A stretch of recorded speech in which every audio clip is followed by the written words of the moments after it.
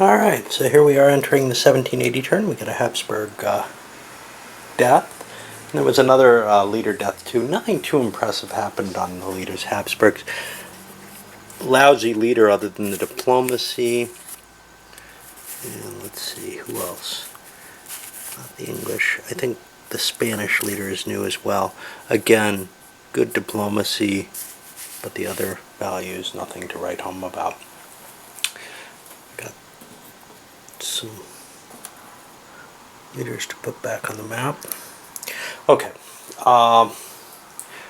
Events that came up. Russia got hit with another agricultural crisis. That's going to cut their income. They would really like to do something this turn, though, so they're probably still going to make that declaration of war on Crimea. They were looking at last turn, but decided they couldn't get their stability up. So I don't know. Maybe they'll take a pass again this turn. It's not like they can really improve their position. The English got a rush of colonies. For the political events, really nothing happened.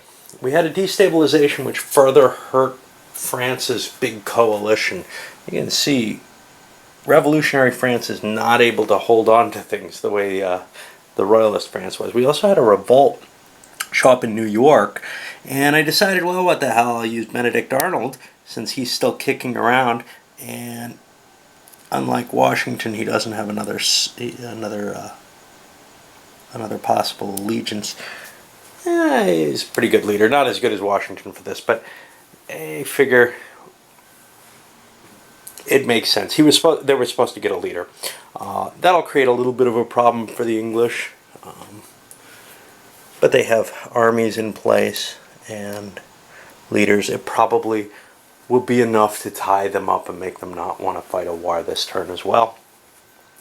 On top of all that, to make the wars even less likely, there's poor weather for the turn again, if I can remember it. And then there was one more thing I wanted to discuss off of this. Over on the events, I got another event number 13, no, that was Potemkin. That was a wasted event. I rolled event 8, which ends up being the second partition of Poland. Well, because Austria is in a war, it's not going to happen. Had it happened, I mean, it's not marked off, so it could happen next turn if Austria is free. But had it happened, there would be another partitioning of Poland. I think Russia stays out of this one, I'm not sure. But the Confederation of the Bar was not fully defeated. No one took Warsaw.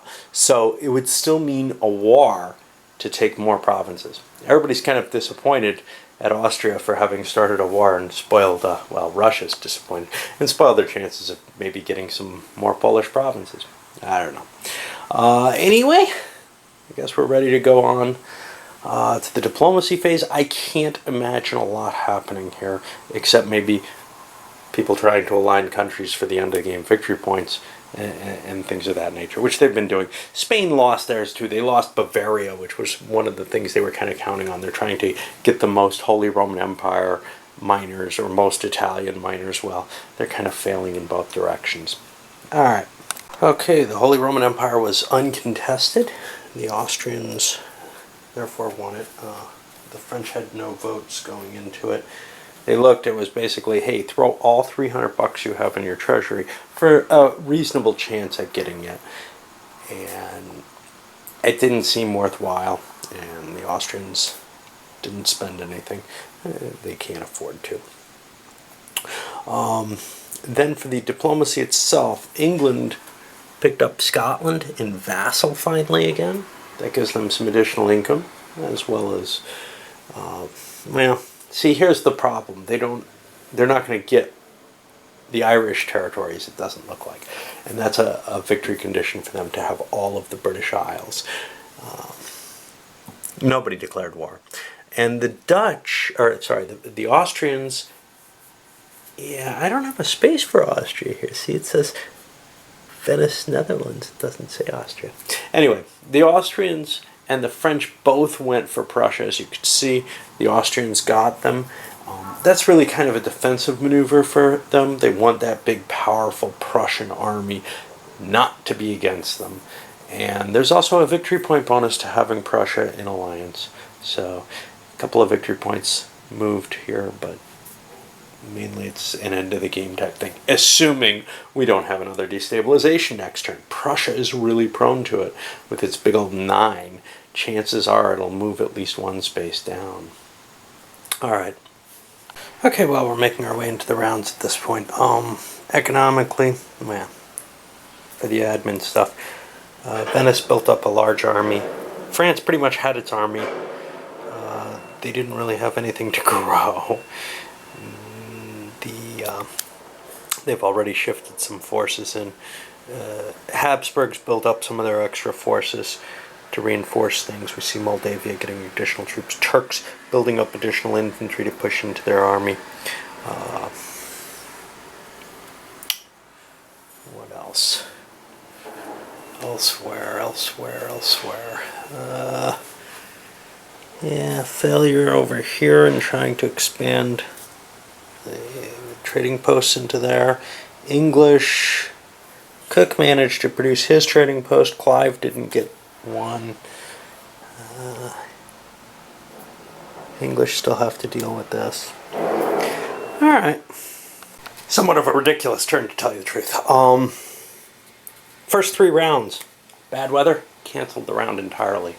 4th round, bang, some actions happened. I'll go over them, but then the round ended. Then the turn ended. So again, a really, really short term. The English moved in against Arnold with Howe. Due to attrition losses trying to march through this poor weather, he didn't have enough army to have any chance of even reducing that rebellion. He's going to have to, well, his force is small enough that he can get somebody who maybe has a chance to get up there, but right now it's not very pleasant for him. Down here, French marched into Mantua, laid siege to it. The Venetians came down and drove them off, getting a little bit of bonus there. The Spanish used a mercenary that they hired to try and reduce the rebellion there, but just not enough time to do anything. Over here, the Turks launched, with the French fleet here, an attack on Bessarabia's siege. Their force was completely wiped out during the naval landing, whereas elsewhere, nothing really happening. The siege here in Macedonia, well, that's going to fail because I don't think they made it. Oh no, they did get a plus, so they don't have to withdraw from there. But the siege in Moldavia that got established is going to fail. Basically a pointless turn. And the Austrians are beginning to consider, hey, maybe I do want to surrender, or last turn they were willing to give a white peace. They certainly, I think, would be willing to again.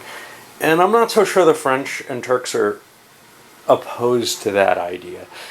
You know, we're walking into the last turn next turn. If no peace is given next turn, yeah, to give a peace next turn really means you have to be cutting a deal.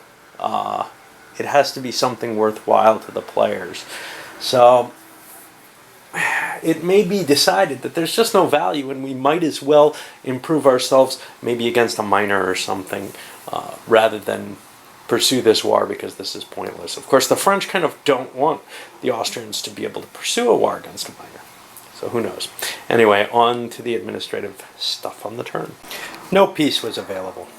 The positioning on the stability, and it's moved since then, was such so that France could give, well, Turkey and France could give a peace of level 1 to Austria. Austria wasn't happy with that. They want more. They know they need more to win. They need to take something from France, perhaps. So they're playing along for this. France was willing to give up, as was Turkey, a piece of level 1. France would have given the $50 because that's nothing to them. Elsewhere, well, we got problems. I mean, the English, their biggest goal is probably to get New York. That's going to be tough for them. They're not going to be able to conquer the territories in Ireland that France took from them. They could take them away from France, but you know what? That's not worth it. The question, of course, is there some little minor or something they could schwack? And we'll see. Maybe an opportunity will show up, or and of course they could hit Spain. But again, they're not going to get a peace out of it. That's the problem. You can't get a peace out of a major country when it's the last turn of the game. In fact, chances are the Austrian, French, and Turkish war is not going to end just because nobody's low enough. Unless a significant portion of territory, more than is being given away, is under the enemy's hands, it's just not worth it. Except a white peace to boost, stability between them, which might happen. Okay, well, that's where we are. We get a Turkish leader to put back. I'll load this up and we'll start the final turn.